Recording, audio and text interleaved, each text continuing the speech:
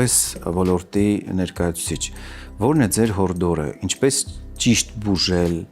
գրագետ բուժել, որպեսզի չտուժեն մարդու կյանքի մյուս ոլորտները։ Պետք է ժամանակին հայտնաբերել հիվանդությունը, դիմել համապատասխան մասնագետի, ջերմության բարձր լինելու պարագայում, եթե այն գերազանցում է 39 աստիճանը, անպայման միջամտել, որ ստերոիդ հակաբուրբուքային դեղամիջոցներով, եթե խոսքը գնում է տարեց անձանց մոտ, ապա նրանց մոտ հոգեկան ֆունկցիայի խանգարման, կանխման նպատակով նույնպես ցանկացած ջերմային ռեակցիա խորհուրդ է տրվում իջեցնել կարդիովասկուլյար, այսինքն սիրտանոթային եւ թոքային հիվանդություններով տառապող անձանց մոտ սուրշնչական վարակների հայտ գալու ժամանակ դարձյալ խորհուրդ է տրվում նույնիսկ սուբֆեբրիլ, այսինքն մինչև 38 աստիճան ջերմությունը նորից խորհուրդ է տրվում իջեցնել, կանխելու մետաբոլիկ թթվածնի պահանջը երեխաների մոտ ցնցումների հակվածություն ունեցող երեխաներին խորհուրդ է տրվում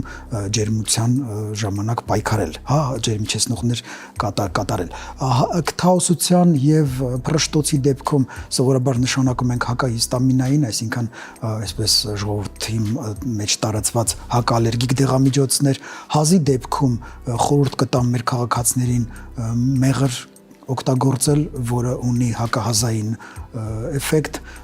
եւ նաեւ եթե հազը պայմանավորված է շնչուղիների բորբոքմամբ, նշանակվում են բրոնխալայնիչներ, իսկ եթե հազը պահպանվում է ավելի քան 5 օր, համառ բնույթ է կրում եւ ջերմությամբ է ուղեկցվում, ապա անպայման պետք է դիմել համապատասխան մասնագետի, դա արդեն ենթադրում է բակտերիալ վարակի գումարում, որի դեպքում այո ցուցված է հակաբակտերիալ, հակաբիոտիկային դեղամիջոցների նշանակումը։